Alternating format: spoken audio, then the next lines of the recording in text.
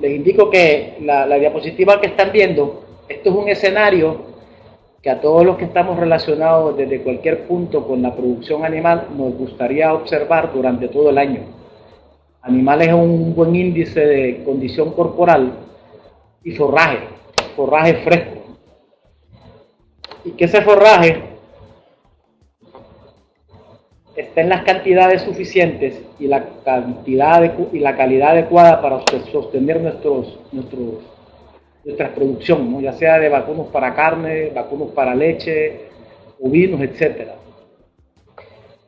En esta foto usted ve un ganado Angus con su cría. Esto es en el estado de Missouri durante los meses de verano. El verano en climas templados dura aproximadamente 4 a 5 meses, pero en la misma región templada existe el invierno, y el invierno en muchos de esos estados puede durar de 4, 5, 6 meses, ¿no? Y la ausencia de pasto obviamente es notable. Entonces básicamente de aquí estriba el objetivo de la conservación de forraje. ¿Qué comen esos animales durante los meses cuando el pasto fresco no está disponible? En regiones tropicales nosotros tenemos básicamente fotoperiodos largos, no tenemos invierno, ¿no? Generalmente tenemos pasto todo el año, no siempre la calidad que nosotros deseamos. Desafortunadamente también tenemos una época seca. Y estos cambios climáticos que estamos observando durante los últimos años han ocasionado muchas sequías prolongadas. E inclusive nosotros ahora no sabemos cuándo va a ser la época seca en determinadas regiones geográficas de América, ¿no? Debido a la consecuencia misma del cambio climático. Y esto es lo que ocurre. Básicamente llega el momento en que nos quedamos sin alimento, ¿no? Y ya vemos cómo el ganado va perdiendo condición corporal. Muchas veces ese ganado está lactando a su cría, ¿no? Y nosotros nos explicamos qué vamos a hacer, qué podemos hacer. Tenemos la desventaja de que esperamos que llueva, ¿no? Y muchas veces eso no ocurre. Y esto básicamente es el escenario bastante común que se observa en el trópico año tras año debido a la falta de planificación en muchas ocasiones. Por ejemplo, en la época seca, para ilustrarles la importancia del pasto, nosotros podemos tener una novilla, una vaca aproximadamente de 300 kilogramos de peso, con un consumo estimado de 2.5% de su peso vivo en base seca, ¿no? Y que pasándolo en base seca, no son 7.5, y en base húmeda sería 25 kilogramos de pasto fresco solamente por un animal. Que si tenemos hatos un poquito más grandes, la escasez de pasto es notable y ahí vienen las consecuencias. Este tipo de escenario ocasiona la muerte de los animales, ¿no? Muchas veces tenemos desafortunadamente que esperar estas consecuencias y esa muerte de animales inclusive se agrava el problema con la presencia de depredadores, ¿no? Esos depredadores descomponen la materia orgánica, se forman lixiviados, arrastran productos tóxicos presentes en los cadáveres, contaminan el agua e inclusive es un riesgo de bioseguridad, tanto para el humano como para los animales y los cultivos para todos, ¿no? E inclusive estamos contribuyendo indirectamente a los gases que afectan, a los gases que causan el efecto invernadero. Este tipo de noticias es bastante común observarla en los diferentes países de América Latina, ¿no? Creo que esta es una publicación de la República de Colombia. Yo entiendo que existen asistentes de la República de Colombia y esto fue el año pasado, en el 2016, ¿no? La cifra de animales muertos por el verano suma los 40.000. Eso no solamente sucede en Colombia, sino que me di a la tarea de buscar diferentes países de América Latina y esta ganadería creo que está localizada en la República de Perú. En enero del 2017 tuvieron el mismo problema, ¿no? La falta de forraje debido a la sequía y las consecuencias de la falta del alimento para los animales, ¿no? Y así sucesivamente usted puede entrar a noticias de diferentes países, como en Sonora, México, en mayo de este año, según la agencia noticiosa que usted observa ahí, e inclusive en El Salvador en el 2015, las noticias sobre las sequías y las causas que causan los ganaderos a los agricultores son comunes de que se publiquen. Esa falta de alimento eventualmente causa muchas pérdidas económicas, muchas pérdidas ambientales, inclusive desalienta, ¿no?, a los productores locales a seguir en este campo de producción animal. que básicamente se propone que se utilicen climas templados, que nosotros si planificamos podemos incorporar a nuestra ganadería de América Latina, pues básicamente son los forrajes conservados. Lo que se llama la conservación de forrajes, que puede ser de tres tipos, ¿no? Puede ser la conservación seca como el heno, puede ser la semihúmeda como el enilaje, e inclusive el ensilaje. Y cuando hablamos de ensilaje, nos estamos refiriendo a un método de conservación de forrajes. Nosotros lo que tratamos es de conservar los nutrientes presentes en el material vegetativo para usarlos en épocas de escasez. Y es una forma de conservarlos, no es una forma de mejorar el valor nutricional. El valor nutricional del ensilaje va a ser como consecuencia del forraje que usted mete en el silo. O sea, es conservación de nutrientes, no es mejoramiento. Inclusive esta conservación de forraje ya se usa en las ganaderías más modernas de producción, ¿no? Ya sea como raciones mixtas completas o raciones mixtas totales, le llaman en algunos países, ya sea en vacunos para leche, en vacunos para carne, en lotes de alimentación en confinamiento estabulados, en pequeños rumiantes, ¿no? En ovinos también estabulados para la producción de carne de cordero o carne de mutón. Y hay personas que inclusive se dedican a ser productores de forraje, productores de ensilaje, ¿verdad? Y se dedican a vender su producto. No necesariamente tiene que ser un ganadero el que se dedique a la producción de forrajes, sino una persona dedicada exclusivamente a este renglón, a conservar los materiales vegetativos. Con esa introducción, la definición de ensilaje, la definición de ensilaje se refiere a un producto generado por la fermentación ácida de un forraje cuando ha sido cortado, compactado y almacenado bajo condiciones anaeróbicas en estructuras llamadas silo. Ya colocado en color rojo, algunos términos, ¿no? Que van a ser bien importantes que se van a estar discutiendo a través del seminario, ¿no? Como la fermentación ácida. La fermentación ácida significa que conlleva una disminución en el pH del material cortado, uno tiene que picarlo a un tamaño apropiado, compactado, para crear esas condiciones anaeróbicas que son esenciales para la conservación de los nutrientes. Y la estructura que se va a utilizar, que en este caso la llamamos silos. Yo entiendo que en algunos países al ensilaje le llaman silo, pero el silo en realidad es la estructura que uno utiliza para almacenarlo. Básicamente con esa introducción, pues tenemos que definir para qué hacemos el ensilaje o qué esperamos encontrar en un ensilaje de calidad. Un ensilaje de calidad primero tiene que tener una conservación de nutrientes eficiente con relación al material vegetativo fresco. O sea, lo que nosotros buscamos es conservar los nutrientes que existen en el material vivo, conservarlos el tiempo suficiente en forma de ensilaje para utilizarlo en épocas de escasez o como parte de un programa de alimentación. Ese contenido de nutrientes del material vegetativo tenga alta concentración, ya sea de proteína, ya sea de almidones, o el tipo de forraje que usted utilice, que el animal se lo coma. El animal que no come no produce. Que tal vez el consumo del alimento es el factor individual más importante que cualquier explotación pecuaria. El animal no come, no va a producir ni leche ni va a crecer para carne. Independientemente de la genética, hay que alimentarlo, ¿no?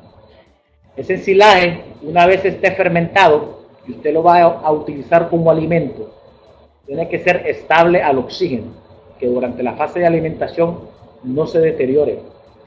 ¿Cuánto dura un ensilaje después que se saque del silo? Es un tema que también vamos a estar abordando durante este seminario. Y hay que tener bien presente que cuando uno alimenta a un rumiante, lo que está alimentando en realidad son los microorganismos que viven en el rumen.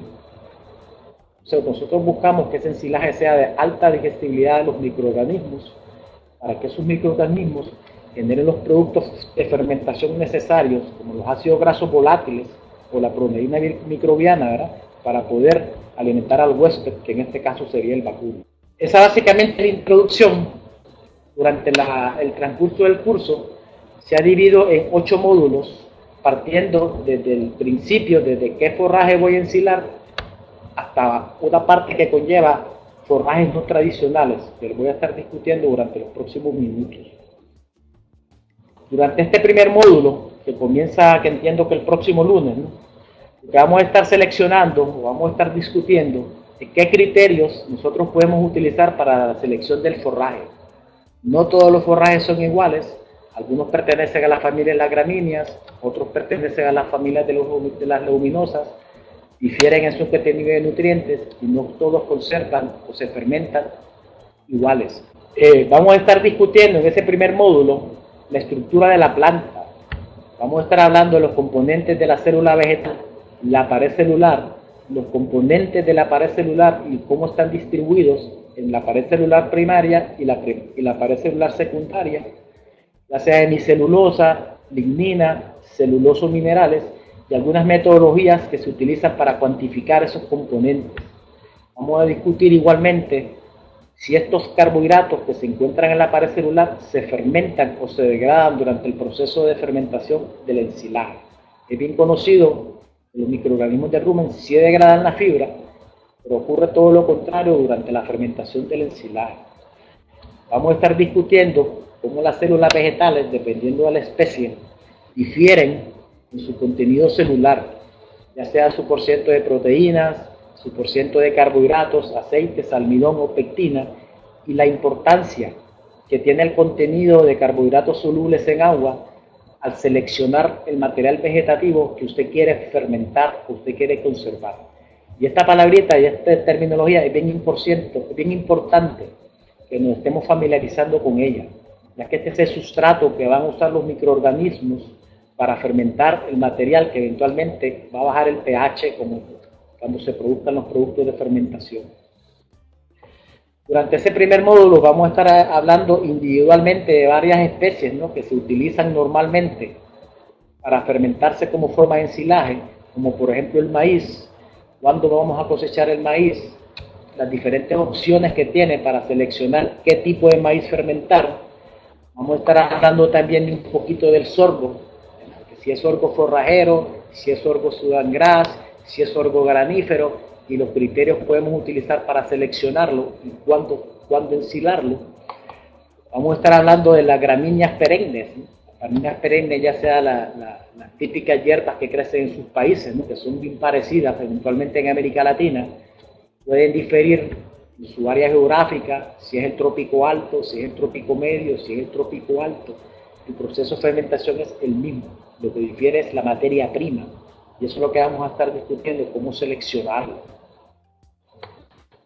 Vamos a hablar de la fermentación de las leguminosas, si en realidad conviene o no conviene fermentar las leguminosas en forma de ensilaje y las ventajas o desventajas que pueden presentar. Vamos a hablar de algunos penicetos, sea la king grass, la hierba elefante, la maralfalfa, ¿verdad?, si son especies recomendadas para conservarlas o no.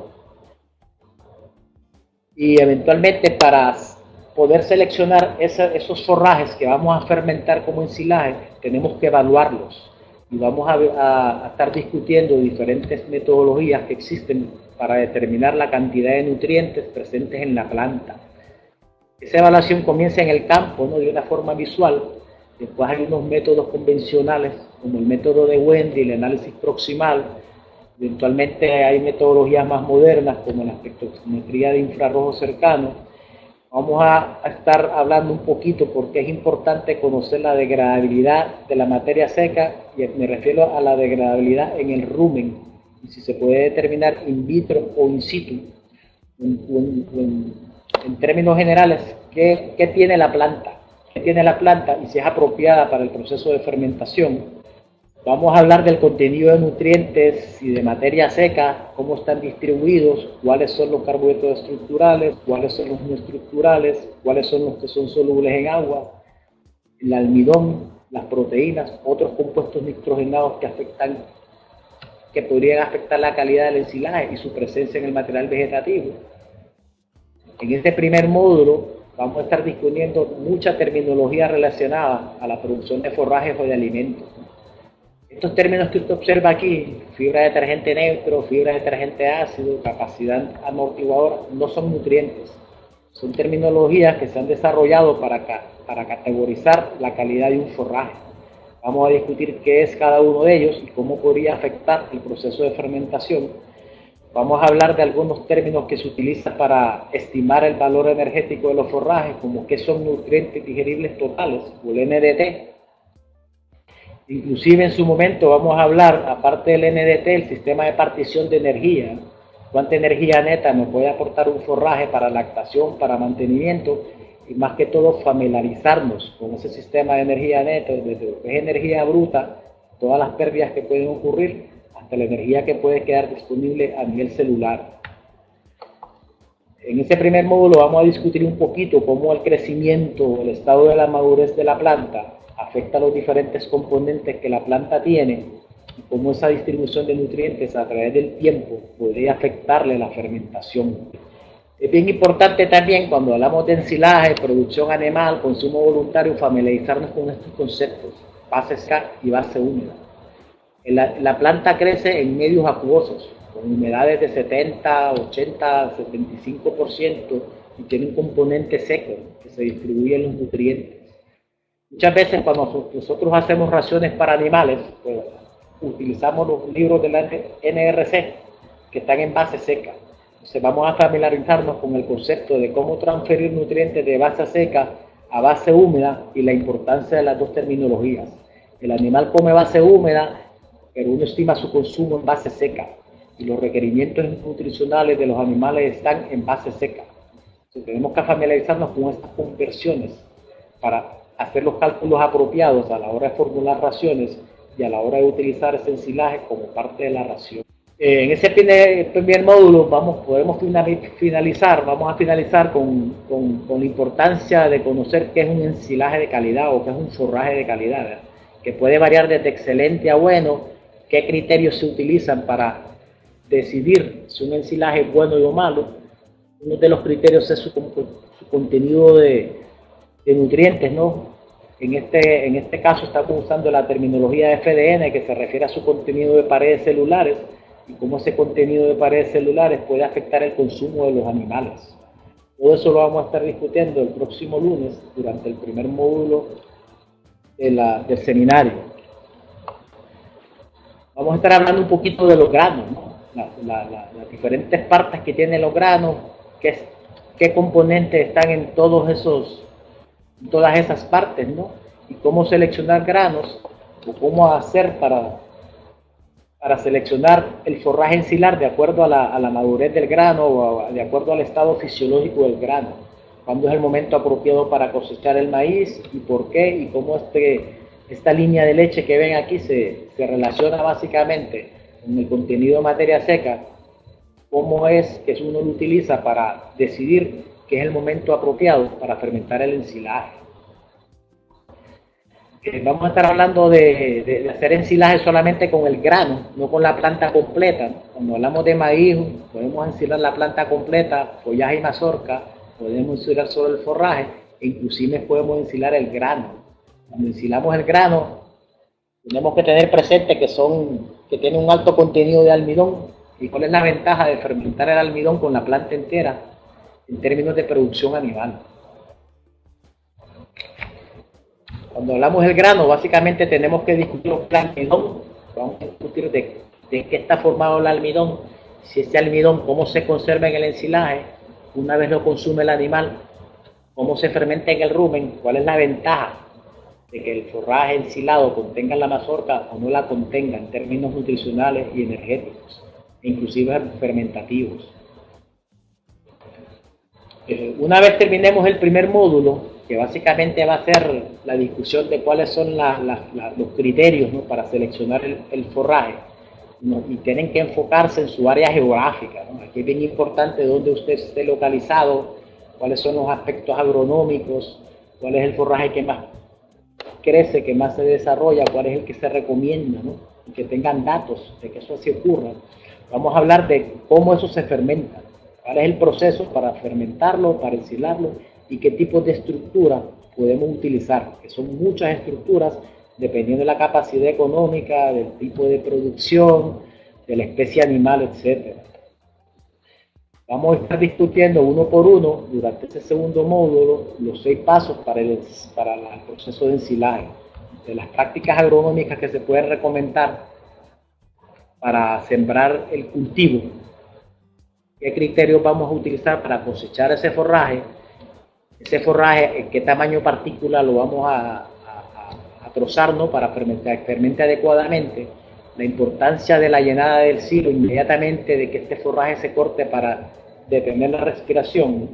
La importancia de crear las condiciones anaeróbicas, una fermentación anaeróbica, y el almacenamiento. ¿Cuánto tiempo dura el pasto fermentado en un silo? Puede ser 2 años, puede ser 1 año, puede ser 6 meses, y eso usted lo planifica de acuerdo a sus necesidades, todo con planificación previa.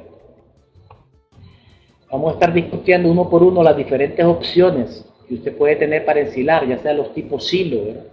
La importancia de con qué cubrirlo, la importancia de que se mantengan las condiciones anaeróbicas, la capacidad de los silos, ¿no? Dependiendo de sus dimensiones de largo, por ancho, por alto, ¿no? Estas son operaciones un poquito más grandes. ¿Cuántos silos necesita según su tipo de operación? La importancia en algunos casos, si ese silo tiene que estar bajo techo o no necesariamente tiene que estar bajo techo.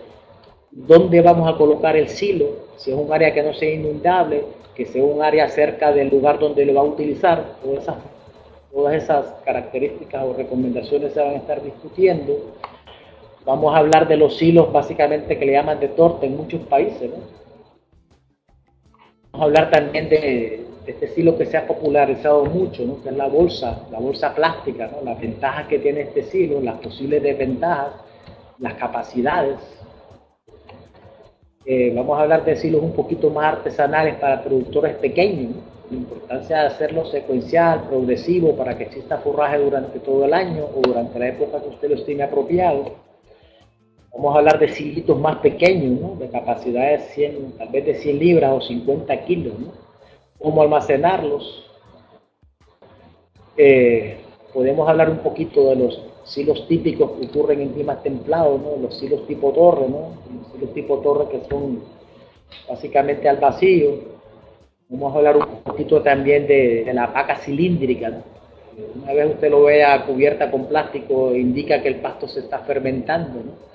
Hay unos pastos que se recomiendan para hacerlo utilizando estos procedimientos. Hay otros pastos que no son muy recomendados para usarlos utilizando este procedimiento.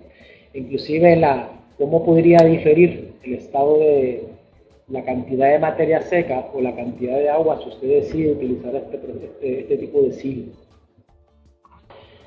Vamos a hablar de los silos, no necesariamente tienen que ser cilíndricos, ¿no? Cuando hablamos de pacas pueden ser rectangulares, eso dependiendo de la maquinaria que usted utilice o la que esté disponible en sus países.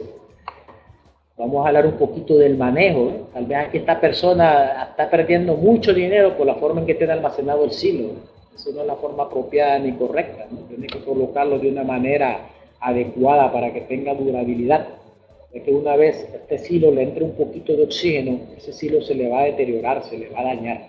La importancia de mantener las condiciones anaeróbicas y la importancia de cómo almacenarlo, en este caso las pacas. Una vez discutamos qué forraje va a utilizar, cuál es el proceso de ensilar y qué tipo de silo usted podría seleccionar, vamos a hablar qué está sucediendo acá adentro. Estamos hablando de que estamos partiendo de un material vegetativo vivo que tiene microorganismos que se llaman epifíticos y cómo esos microorganismos van a utilizar los nutrientes que hay en la planta para poder conservarlo. Y eso ocurre a través de un proceso fermentativo. Y cuando hablamos de fermentación necesitamos 3 cosas. Necesitamos nutrientes que hay en la planta, necesitamos microorganismos que también están en la planta y necesitamos agua. Solamente que el agua tiene que ser en cantidades apropiadas, igual los microorganismos, igual el tipo de nutrientes. Eventualmente vamos a estar discutiendo cómo ocurre ese proceso de fermentación. En esta diapositiva, en esta foto se divide en 5 fases. Usted puede encontrar literatura que la divide en 6 fases, pero básicamente los pasos son bien similares, ¿no? Partimos de la fase 1, ¿no? Que es una etapa cuando usted corta el forraje, lo comienza a almacenar, hay un poquito de oxígeno, ese oxígeno va disminuyendo, cómo se van degradando los nutrientes, cómo ocurren los cambios microbiológicos, ¿no? De microorganismos aeróbicos que hay en la planta viva, a ese cambio a microorganismos anaeróbicos, que es lo que uno busca, cómo sube la temperatura del silo, cómo va disminuyendo el pH, Y esta fase es bien importante, porque esto es lo que uno tiene que acelerar el proceso de fermentación para que ese pH baje lo suficientemente rápido, para que llegue a la acidez deseable, para que se pueda conservar. La importancia del tipo de bacteria, ¿no? Pueden ser bacterias que producen ácido láctico, que producen CO2 o produzcan ácido láctico, ¿no? Que es lo que nosotros deseamos. Ese es el producto de fermentación deseable cuando uno habla de ensilaje. Y para que se produzcan estos productos de fermentación, estos microorganismos necesitan azúcar. Y aquí es que estriba la importancia del contenido de azúcar del forraje desde el punto de vista bioquímico. Ya que los productos de fermentación difieren. Y estos productos de fermentación que se generan van a ser consecuencia del tipo de microorganismo y del tipo de sustrato, una vez tengan las condiciones apropiadas. Eventualmente vamos a estar discutiendo en cuánto tiempo usted puede tener ya un silo, un proceso de fermentación estable y con capacidad de almacenarlo por 6, 1 año, dependiendo del tiempo que usted desea, ¿verdad? Y eventualmente vamos a ver qué ocurre cuando lo abrimos, que es volverle a introducir oxígeno a la masa ya fermentada. Este slide lo vamos a estar discutiendo paso por paso durante ese tercer módulo. Esa bioquímica, esa microbiología, como les indiqué, la vamos a discutir desde el material vegetativo fresco, cómo va cambiando cuando uno lo va trozando y lo va ensilando, hasta cómo va cambiando cuando uno ya está el producto fermentado. ¿Cuál es la dinámica, ¿no?, de estos cambios en microbiología y bioquímica, microorganismos y nutrientes que se generan? Y básicamente, desde el punto de vista bioquímico, es el éxito de la fermentación, controlar estos tipos de microorganismos y cuáles nutrientes se van a fermentar. Vamos a estar hablando de los diferentes tipos de microorganismos que existen en las plantas, ¿no? Ya sea lo que se llama microorganismos epifíticos, cuando el material vegetativo está vivo, está verde, ¿no? Pueden ser coliformes, hongos, pueden ser bacterias productoras de óxido láctico, otros microorganismos. ¿Cuáles de estos microorganismos son los deseables, los que nosotros queremos que dominen la fermentación? Y eventualmente, ¿cuáles de estos sustratos van a ser fermentados por estos microorganismos? Porque lo que nosotros eventualmente queremos conservar esto y que solamente se utilicen los necesarios para poder conservar el forraje. Y esa conservación puede ser indicada por su pH, entre otros puntos, y los productos de fermentación. Los productos de fermentación que se generan son ácidos orgánicos. Vamos a hablar de los diferentes ácidos orgánicos que pueden generarse, como el acético, propiónico, láctico, butírico, inclusive alcoholes, ¿no? Si tiene forraje con mucho contenido de azúcar. Si en realidad la proteína que usted fermentó se conservó o se convirtió en amonia. Muchas veces el forraje tiene un porcentaje de proteína inicial y el porcentaje de proteína final es el mismo. Porque en los laboratorios uno lo que determina es el porcentaje de nitrógeno a través del método Keldan, que se convierte a proteína. La desventaja es que esa proteína final que nos indica el laboratorio puede ser mucho en forma de amonia, no necesariamente proteína. Nosotros cuando hacemos ensilaje queremos conservar el valor proteico, o sea que la amonia podría ser un producto indeseable, y vamos a hablar de cómo controlar todo ese proceso y entenderlo. Una vez conozcamos qué pasa en el silo, una vez sepamos qué se tiene que producir, cómo controlar la fermentación, qué nosotros esperamos para determinar que un ensilaje sea bueno, vamos a hablar un poquito de cómo lo utilizamos, cómo podemos utilizarlo como parte integral de la dieta. Cuando hablamos de esa parte integral de la dieta, tenemos que saber los factores que afectan el consumo del ensilaje. El consumo del animal, el consumo voluntario, es un término bien amplio, que puede ser afectado por varios factores como el entorno, la alimentación, el alimento, el animal per se, inclusive muchas teorías, ¿verdad?, que indican por qué el animal come. Vamos a estar discutiendo todos esos factores, porque el animal ahora va a comer un producto fermentado, no va a comer un producto fresco. Y esto puede ser una ventaja o una desventaja en términos de aceptabilidad y de palatabilidad. ¿Cuánto un animal es capaz de comer? Muchas veces nosotros subestimamos el alimento que le damos a los animales. Y aquí podemos aplicar el concepto de base seca y base húmeda. Que todo está relacionado desde que la planta la va a cosechar hasta cuando el animal lo va a consumir. Vamos a estar haciendo ejemplos de cuánto ensilaje usted necesita de acuerdo a su número de cabeza de ganado y cómo lo quiere utilizar. En ese cuarto módulo vamos a hablar también si usted tiene una lechería, si ese ensilaje usted lo quiere utilizar como ración basal y suplementarla con alimento concentrado grano, quiere utilizarlo como suplemento de una dieta en base a granos. O sea que son dos formas de utilizarlo. Vamos a hablar de cómo integrar el ensilaje en raciones mixtas totales, ¿no? Que es cuando se usan las mezcladoras y en esta ración se proveen todos los nutrientes necesarios que el animal necesita para producir determinada producción de leche. Cómo el ensilaje puede ser parte de esa ración, ya sea para vacunos para leche, o sea para animales en confinamiento, ¿no? Vacunos para carne. Inclusive, como mencioné, podemos hablar un poquito de pequeños rumiantes si es del interés de alguno de los asistentes. Una de las desventajas que podría tener el ensilaje es durante la fase de la alimentación. Y básicamente vamos a estar discutiendo lo que es la estabilidad aeróbica. Después de fermentado, mientras se está fermentando, el ensilaje está sin oxígeno. Una vez lo alimenta, lo que sucede con el ensilaje es que está penetrando el oxígeno. Entonces, ese oxígeno causa muchos cambios. Esos cambios se llaman la estabilidad aeróbica, cuánto le dura el ensilaje en buenas condiciones para no afectar el consumo voluntario ni la calidad del mismo. Esa estabilidad aeróbica puede ocasionar muchas veces hongos, esa presencia de oxígeno, ¿no? Tal vez vamos a estar mencionando, si es de su interés, cuáles son los tipos de hongos, tal vez cómo reconocerlos, ¿verdad? Aquí en este caso son blancos, pueden ser de colores un poquito más llamativos, ¿verdad? Y si en realidad debo alimentar al animal con eso o no, y si el animal se lo va a comer también. O sea que la estabilidad aeróbica del ensilaje es bien importante de conocer qué es el deterioro. El deterioro una vez se expone a condiciones aeróbicas. También los granos se deterioran, ¿no? Y el mayor enemigo del ensilaje una vez expuesto durante la fase de alimentación es el oxígeno. Ese oxígeno, como les indiqué, ¿verdad? Puede definir la durabilidad de un ensilaje en un comedero y vamos a estar discutiendo qué criterios puede utilizar en la finca para saber si el ensilaje está deteriorando o no. Uno de los signos del deterioro de un ensilaje es la temperatura. Un ensilaje puede aumentar de temperatura hasta 20 grados en 12, 36 horas y eventualmente el animal no se lo va a comer. Ese oxígeno, ¿verdad?, causa cambios en la bioquímica y la microbiología, ¿no? Todo lo que se fermentó puede ocurrir fermentaciones secundarias por otro tipo de microorganismos al exponer el ensilaje oxígeno, ¿no? Entonces vamos a estar discutiendo todos esos factores durante el quinto módulo, la estabilidad aeróbica del ensilaje.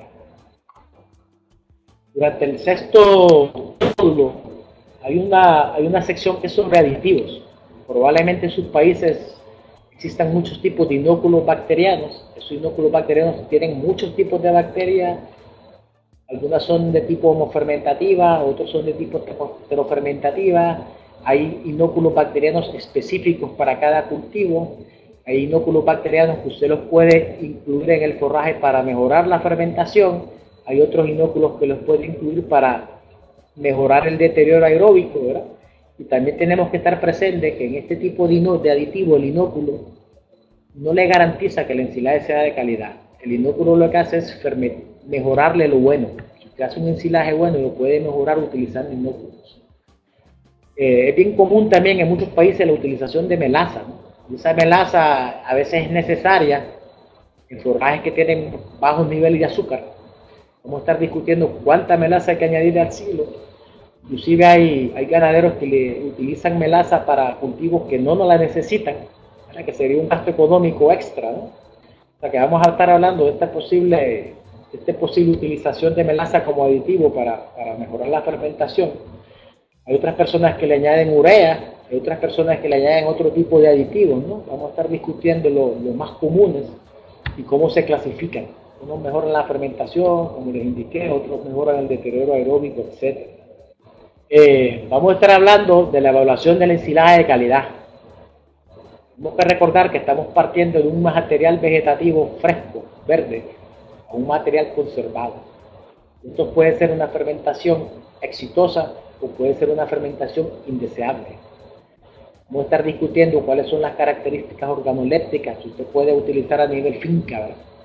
Para más o menos determinar si usted hizo bien la práctica o si el celaje se conservó de una manera bien, de una buena manera. El pH, el contenido de nutrientes, tenemos que estar presentes que estamos conservando nutrientes o preservándolos, no los estamos mejorando ni aumentando, lo que queremos es preservarlos. Cuáles son los productos de fermentación deseables, ¿no? Los que uno quisiera y la cantidad de los mismos, y eventualmente si ese ensilaje que se está produciendo es aeróbico, es estable aeróbicamente o no, o cuánto puede durar un comedero. Vamos a estar discutiendo algunos criterios que se utilizan, ¿verdad? O algunas prácticas que son normales cuando los ensilajes no fermentan de la forma adecuada.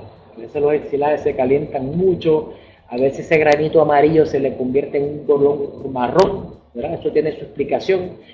Algunos ensilajes huelen a tabaco, otros huelen a vinagre, otros huelen a alcohol, otros huelen rancio, ¿no? Esas son fermentaciones no deseables, ¿no? Producto de una fermentación indeseable. Vamos a estar hablando de cómo evitar o cómo mejorar la estabilidad aeróbica.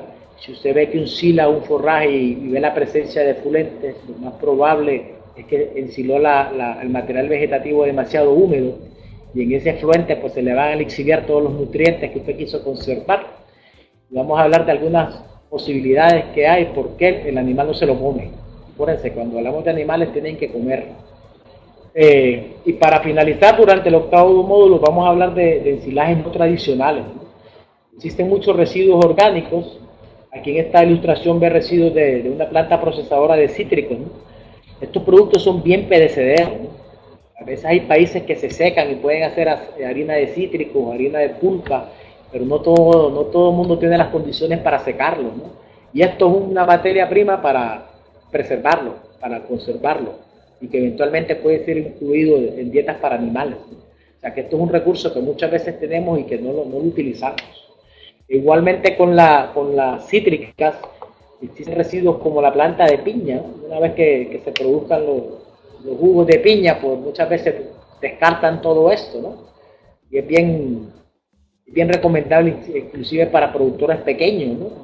Así que ocurre con otras frutas como el mango, que muchas veces se pierden, y aquí hay nutrientes, y los animales necesitan nutrientes, ¿no? Son materiales vegetativos en forma de fruta, ¿no? pero se pueden preservar.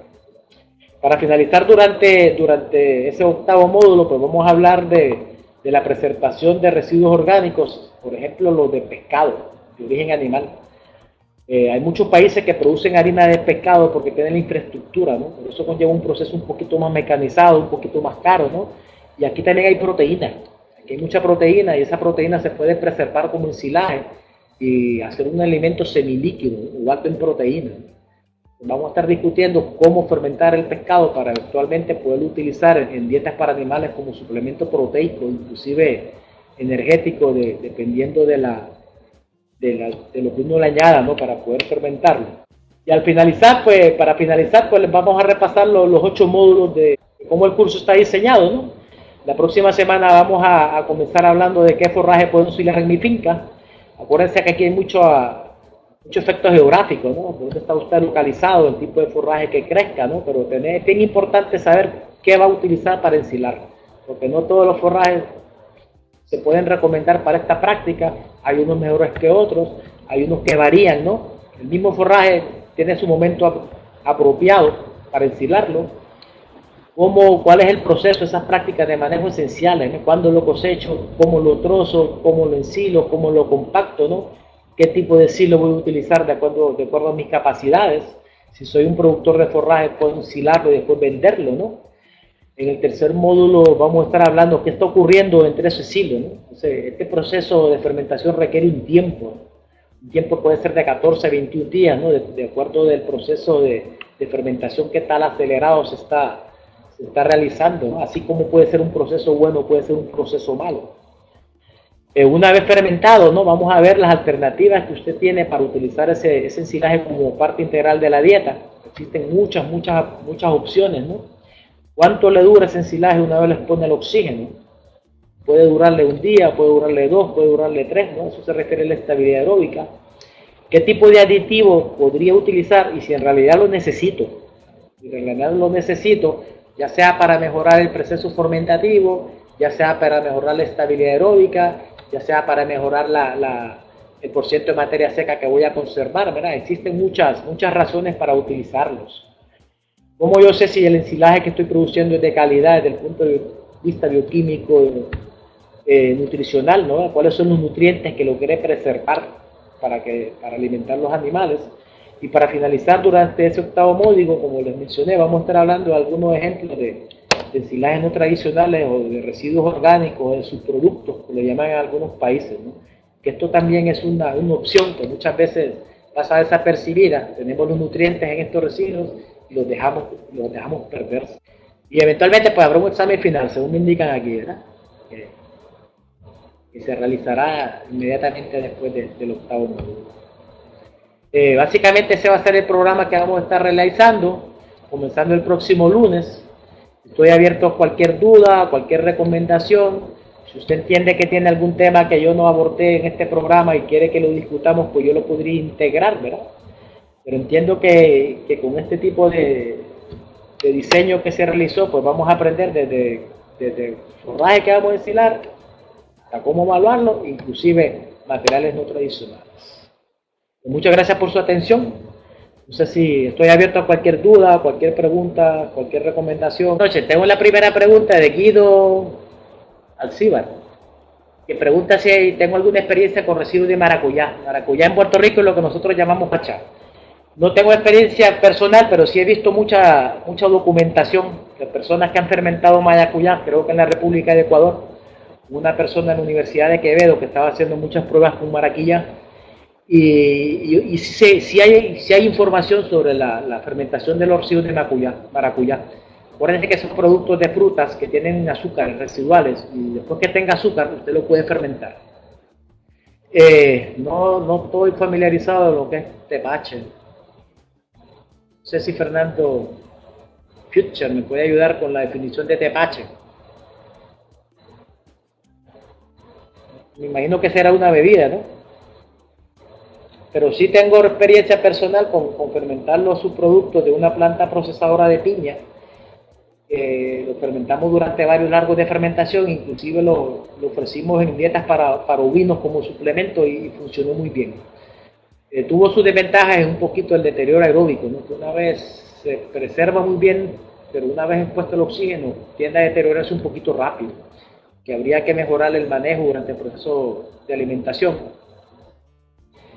El señor Orlando Galán pregunta, ¿hay que tener en cuenta la biodisponibilidad de los productos? Eventualmente que sí.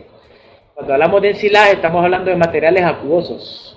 Inclusive la transportación de estos productos es costosa porque incluye agua. Así que si usted tiene una finca localizada en un lugar remoto, tiene que buscar productos que estén disponibles en su área geográfica, ¿no? Acuérdense que el ensilaje tiene hasta 70% de agua. El transporte del agua cuesta. Y en el agua no hay nutrientes, los nutrientes están en la base seca, ¿no? Esto tiene que eventualmente estudiar el caso particular, dónde está localizado y qué tipo de producto es. El señor Guido Alcíbar le pregunto que el silaje de residuos es por el que se hace para que sean palatables. Cuando hablamos de residuos de pescado, estamos hablando de productos de origen animal, que son productos bien perecederos y los animales no almacenan carbohidratos. O sea, nosotros los animales y los peces no almacenamos proteína, grasa, tejido óseo, hueso, ¿no? Pero no tenemos azúcares. Para ensilar pescado tenemos que añadirle azúcar obligatoriamente. Tenemos que añadirle una cantidad óptima de azúcares, ¿no? En este caso lo más normal es melaza. Y esa melaza hace que el residuo de pescado se fermente y la misma melaza después lo hace palatable. Y créanme que el animal se lo coma. Aquí en Puerto Rico nosotros inclusive hicimos un proyecto de tesis de residuos de pescado y los animales lo consumieron muy bien. Y se convirtió eventualmente en un suplemento proteico y energético, ya que tenía la proteína del pez y el azúcar de la melaza que no se fermentó.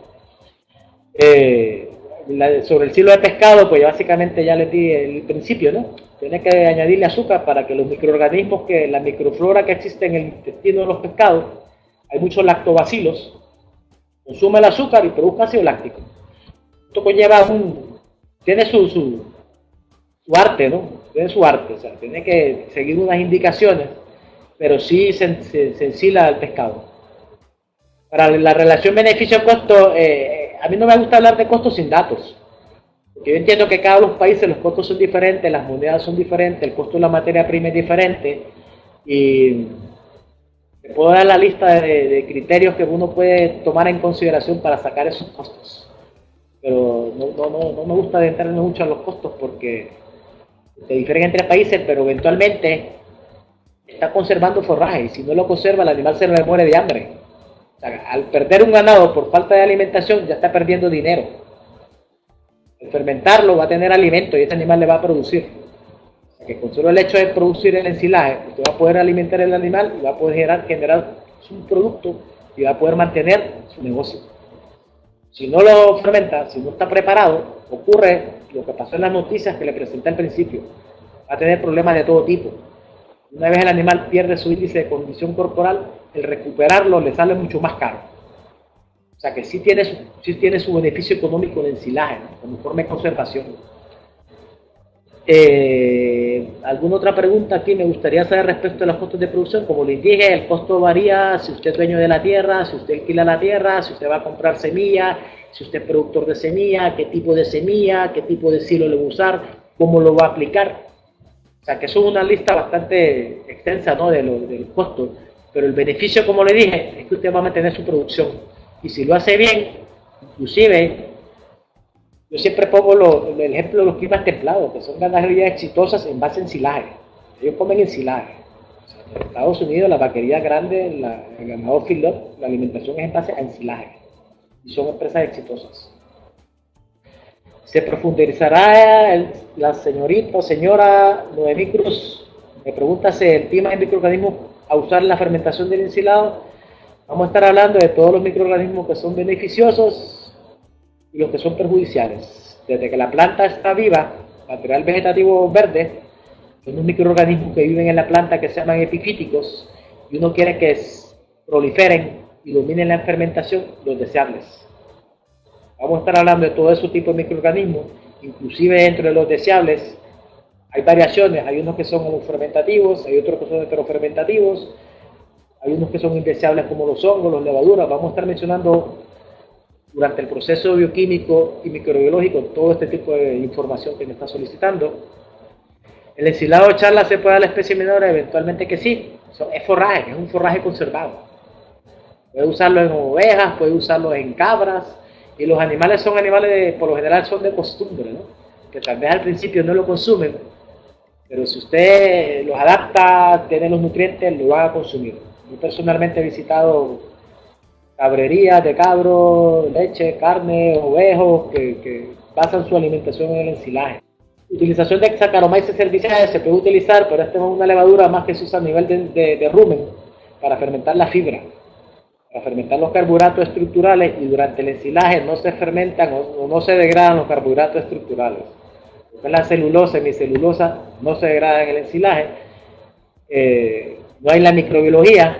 Aparte de eso, es una fermentación ácida.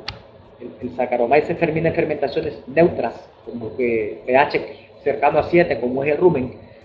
Inclusive la microbiología del rumen y la microbiología del silo es muy diferente. Muy diferente, inclusive algunos de los productos de fermentación. Pero cuando el animal se come el ensilaje, uno lo está inoculando con esos microorganismos. Todo eso lo podemos discutir en su momento. ¿Alguna referencia a ensilaje líquido? No sé específicamente a qué se refiere, ¿no? El ensilaje es de pasto y la materia seca es de 30 a 35, la deseable en la mayoría de los cultivos, ¿no? El ensilaje líquido podría convertirse en algún subproducto, como la harina, el mismo ensilaje de pescado. Usted lo puede conservar para que ofrecérselo a los animales de forma más líquida, que se puede aplicar en algunas ocasiones.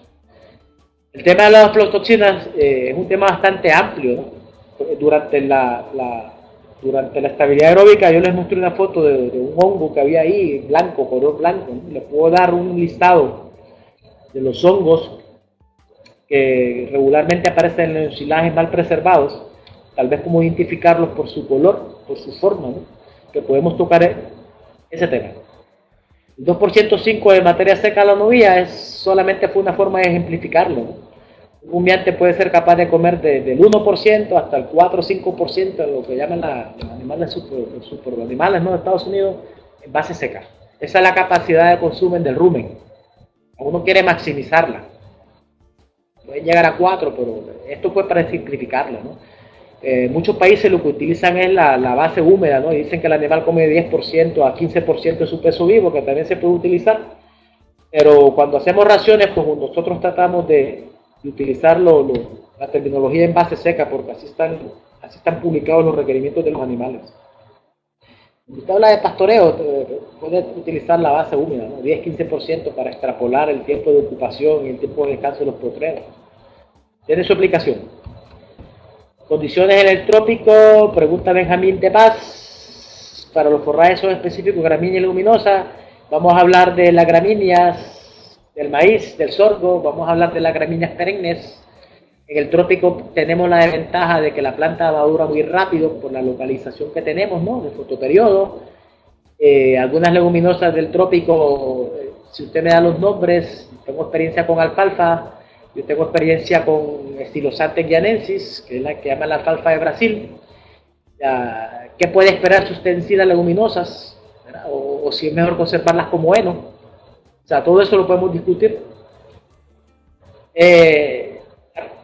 Aquí pregunta Miguel, densidad de porquinasa. Cuando hablamos de excreta animal, yo creo que la porquinasa es el producto de excreción del alimento no digerido, ¿no? Y yo recomiendo, si lo vamos a utilizar, cuando hablamos de excreta animal, estamos hablando de animales de residuos bien bajos de energía, ¿no? Es una opción secarla, asegurarse de que no esté contaminada con microorganismos, ¿no? No lo recomiendo personalmente. No recomiendo la excreta de ningún animal para ser ensilado. Wilson Gómez pregunta cuál es el olor adecuado que tiene. Un olor dulce. Un olor dulce, palatable, ¿no? Que domine que el ácido de fermentación predominante sea el ácido láctico y el animal se lo va a comer. Cuando la fermentación es indeseable se forman otros metabolitos, ¿no?, que son básicamente intermediarios de ácido butírico, muchas veces queda amonia y eso pues afecta el consumo. Pero un ensilaje bien fermentado, el animal se lo come sin ningún problema. Elsa Almirón pregunta cómo puedo acelerar el proceso de fermentación. Usted acelera el proceso de fermentación dentro de la bolsa, puede utilizar microorganismos en inóculos. Hay unos microorganismos específicos que trabajan a pH un poquito más altos, que aceleran la disminución de pH dentro del ensilado. Quiero aclarar que cuando uno conserva alimentos para utilizarlo en épocas de escasez, usted no va a hacer ensilaje para usarlo en la semana. Está fermentando. O sea que podemos hablar de esto, pero sí hay forma de acelerar el proceso y disminuir el pH más rápido. Y eso es lo que uno busca, ¿no? Salvador Bravo pregunta cantidad de melaza. Al momento de hacer el silo, la cantidad de melaza va a depender de la cantidad de azúcar que tenga el pasto. Básicamente en base seca, un buen ensilaje requiere de 8 a 9% de azúcar. En base húmeda puede ser de 3 a 4. Hay cultivos como el maíz y el sorgo que tienen el azúcar necesario para fermentarse. Hay cultivos como las gramíneas tropicales perennes, hierbas pacola, paraqueras, que no tienen el azúcar necesaria, y ahí hay que añadirle melaza. Hay que añadirle melaza hasta un punto que sea el adecuado para que no haya el exceso. El almidón, ¿qué aditivo es recomendable usar? Cuando usted utiliza aditivos, ya sea en el ensilaje o en su alimentación, usted tiene que tener un propósito. ¿Para qué quiero mejorar? Quiero mejorar la fermentación, si quiero mejorar la estabilidad aeróbica, si es un aditivo para el alimento, si quiero mejorar la fermentación ruminal, si quiero aumentar la producción de ácido propiónico en el rumen, si quiero disminuir la cantidad de gases. Aquí tiene que haber un propósito. Tiene que haber un propósito y que el aditivo sea necesario y que sea algo que le va a mejorar lo que está haciendo. Porque esto cuesta dinero. Los aditivos funcionan, pero hay que saberlo seleccionar. Rosario del Pilar me pregunta, el ensilaje de pescado se usaría como harina. La orina es seca, el ensilaje sigue siendo húmedo. Sí, estamos hablando de cosas diferentes, ¿no? La opción A, si usted no tiene infraestructura, las condiciones para hacer harina, que es un producto seco molido, usted lo puede fermentar. Ya sería algo líquido, ¿no? Un 70%, 60% de humedad. Suero de leche sí tengo experiencia utilizándolo como aditivo. Aquí queda, cuando uno hace queso queda el suero, siempre queda un poquito de lactosa, azúcar. Es una opción, pero vuelvo y le repito, ¿cuánto cuesta esto y dónde está disponible? Si en realidad la planta de suero está cerca de su casa, puede utilizarlo. Puede utilizarlo a cantidades recomendadas, adecuadas, no solamente en el silo, sino como alimento líquido, ¿no? Con mucha precaución, pero sí puede utilizarlo. Silos de bolsas plásticas 50 kilogramos, yo creo que estos son ideales para productores pequeños. Para ganado vacuno, pues sería una bolsa por animal, básicamente, ¿no? Se le puede complicar, pero si usted tiene especies menores, si lo tiene como reserva, es una buena alternativa, ¿no? Si tiene su capacidad no es tan grande y quiere conservar una cantidad de forraje que le sea necesario. Y aquí existe mucha planificación, ¿no? Cuando uno hace ensilaje, uno tiene que tener predeterminado cómo lo voy a usar, cuánto necesito, cuántos animales tengo, toda esa discusión la podemos generar durante el curso. La humedad recomendada para el aditivo, la humedad es la misma del ensilaje, o sea, para que el ensilaje le fermente tiene que tener de 30 a 35% de humedad, de materia seca, perdón, ¿verdad? Menos de eso se le complica, o sea que el aditivo es para mejorar lo que está fermentando. Primero hace el ensilaje y utiliza el aditivo para mejorarlo. O sea que la humedad es la misma recomendada para el ensilaje. Puede hablar de ensilaje de soja. Se puede hablar de ensilaje de soja, ¿no? Acuérdense que la soja es una leguminosa. Y yo soy amigo de nidificar las leguminosas. Casi, el heno es una forma de conservar de forraje también. Y el ensilaje de soja habría que evaluar el tipo de soja, si tiene los carbohidratos necesarios. Si usted no tiene el carbohidrato en el silo, el microorganismo le va a comer la proteína. Ahí viene la proteólisis, degradación de proteína y se puede hacer, pero hay que evaluarlo. Si tengo experiencia en soja. ¿De cuánto tiempo de conservación de fermentación? Esto dependiendo, puede ser a los 21 días, puede ser al mes, a los 2 meses, esto depende del manejo que usted le dé en su silo, ¿no? Hemos hecho estudios aquí que damos ensilaje a los 60 días, a los 90 días, inclusive a los 120 días, después que esté en condiciones anaeróbicas y no le entre oxígeno. La urea es un tipo de, pregunta Iván González, la urea es un ejemplo de nitrógeno no proteico. Tiene 2 grupos aminos, un carbono y un oxígeno, ¿no? Y la gente se lo añade muchas veces para incluirle el nitrógeno al ensilaje, que eventualmente va a alimentar el microorganismo en la vaca. ¿Podemos hablar de urea en el ensilaje? A mí personalmente no me gusta usarlo, el ensilaje, porque actúa inclusive como un agente amortiguador, pero sí se puede utilizar. Podemos hablar del nivel alto. Vuelvo y le repito, esto depende de qué va a ensilar. Si va a ensilar alfalfa, no creo que recomiende echarle más nitrógeno. Eso depende de forraje. Octavio pregunta, ¿con qué se puede ligar el pasto ensilado? Eso depende de cómo usted lo quiere utilizar, qué tipo de animal está usted criando, ¿no? Puede ser corderos para crecimiento, pues depende del ensilaje que usted utiliza, puede ser una fuente de fibra, una fuente de energía, una fuente de proteína, y tendría que balancear la ración.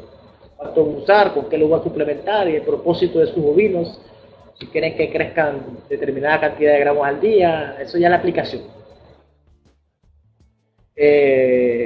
Otra pregunta, ¿qué tan más costosas son las bolsas, los silos en bolsa versus el búnker?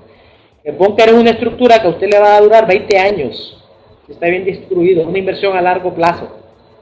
20 años de vida útil, por lo general es un búnker bien distribuido.